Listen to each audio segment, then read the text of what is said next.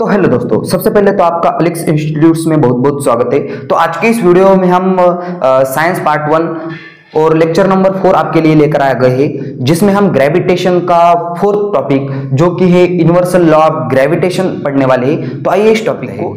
तो देखो दोस्तों, Newton universal law of gravitation हमको क्या बोलता है कि दुनिया की हर एक चीज में किसी ना किसी तरह का एक फोर्स ऑफ अट्रैक्शन होता है, और वो फोर्स ऑफ अट्रैक्शन किस चीज पे डिपेंड्स होता है वो हमको Newton universal law of gravitation बताता है।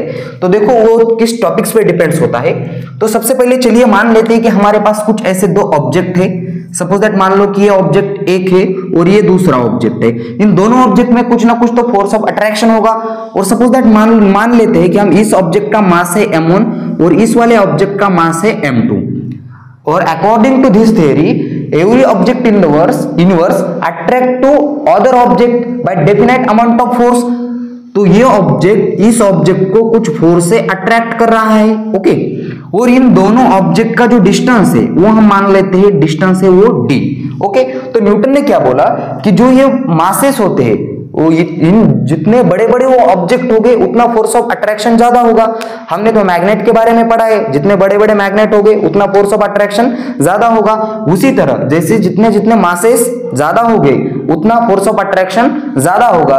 तो न्यूटन के अकॉर्डिंग हम इसको लिख लेते हैं। देखो, फोर्स जो है वो डायरेक्टली प्रोपोर्शनल है इन दोनों के प्रोडक्ट के मासेस को, m1 into m2। Directly proportional हम इसलिए लिख रहे हैं क्योंकि एक फोर्स बढ़ाने पे मासेस बढ़ाने पे फोर्स हमको बढ़ रही है, ओके। तो इसको इक्वेशन नंबर 1 दे देते हैं। और न्यूटन ने दूसरी बात यह कही कि अगर हम इन दो ऑब्जेक्ट के बीच का जो डिस्टेंस है वो अगर बढ़ाए तो क्या हो जाती है, ये फोर्स ऑफ अट्रैक्शन कम हो जाती है, और वो कम इनके डिस्टेंस के स्क्वायर के बराबर होती है, ओके। तो उसी बात को हम लिख देते हैं, डिस्टेंस बढ़ाने पे क्या हो रही है, फोर्स कम हो रही है, और इसको फिजिक्स में बोलते हैं इनवर्सली प्रोपोर्शनल। तो force is inversely proportional to the square of distance between them, okay. इन डिस्टेंस के स्क्वायर को इनवर्सली प्रोपोर्शनल, और इसको दे देते हैं इक्वेशन नंबर 2। अब देखो, एक साइड तो दो इक्वेशन की सेम है, तो हम इसको ऐसे लिख सकते हैं कि force is directly proportional to m1 into m2 divided by d का स्क्वायर।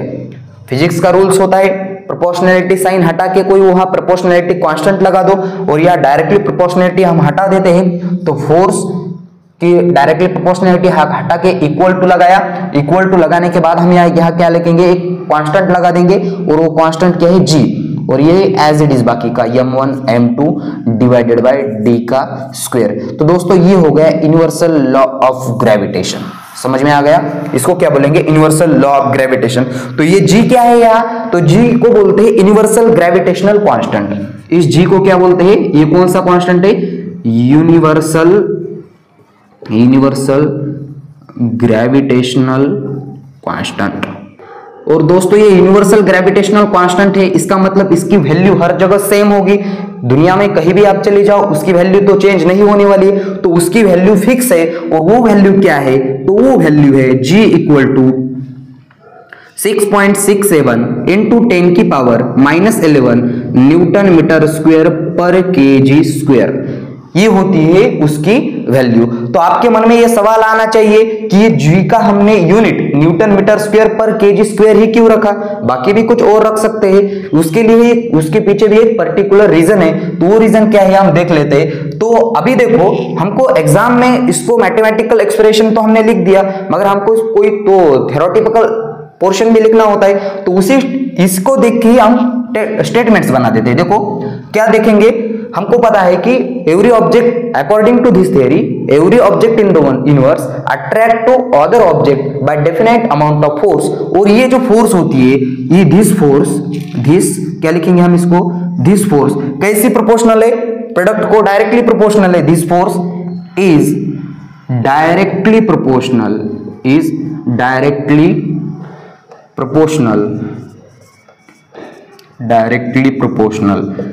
कि किसको प्रोपोर्शनल है, डायरेक्टली उसके प्रोडक्ट के मासेस को, directly proportional to the product of the masses.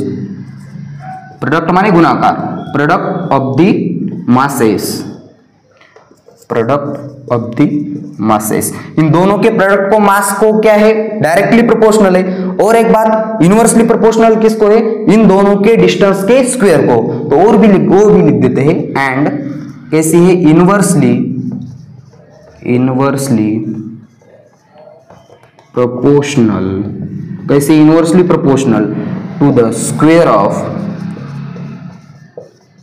किसके स्क्वायर को, टू द स्क्वायर ऑफ इन दोनों के डिस्टेंस के बीच, to the square of distance between them. तो ये है दोस्तों completely universal law of gravitation. तो इस तरीके से अगर आप इसको लिख के आएंगे तो एग्जाम में आपको आउट ऑफ मार्क मिल जाएंगे। जल्दी से इसका फटाफट से स्क्रीनशॉट ले लो। अब देख लेते हैं ये यूनिट भैया आया कहां से, कर लिया नोटिस।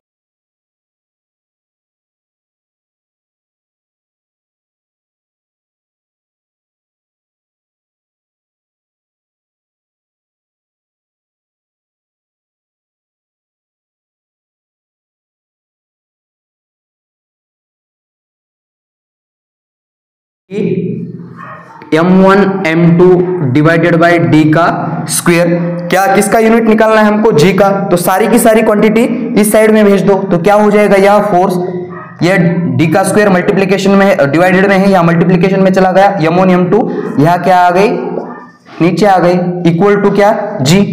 अब देखो इसको g इक्वल टू इस तरीके से लिख सकते हैं हम, f इंटू डी का square divide by m1 into m2। तो देखो दोस्तों g is equal to force का यूनिट क्या होता है, न्यूटन, En है, और d यानी क्या है, डिस्टेंस का यूनिट क्या होता है, मीटर, और डिस्टेंस के स्क्वायर का यूनिट क्या हो जाएगा, metre square divided by m1 का यूनिट क्या होता है, मास का यूनिट किलोग्राम। तो यह हो गया kg, और दूसरा एक kg है, इंटू kg क्या हो जाएगा, kg का स्क्वायर। तो g इक्वल टू क्या हो गया, न्यूटन मीटर स्क्वायर पर kg स्क्वायर।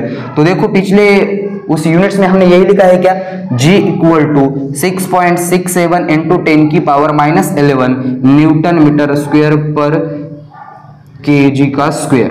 तो ये दोस्तों ये वाला यूनिट्स तो कुछ इस तरह से आ गया। ओके ठीक है, तो बस आज के वीडियो में इतना ही, बाकी का देखेंगे हम नेक्स्ट वीडियो में। तो आज की वीडियो को यहाँ देते हैं फुल स्टॉप।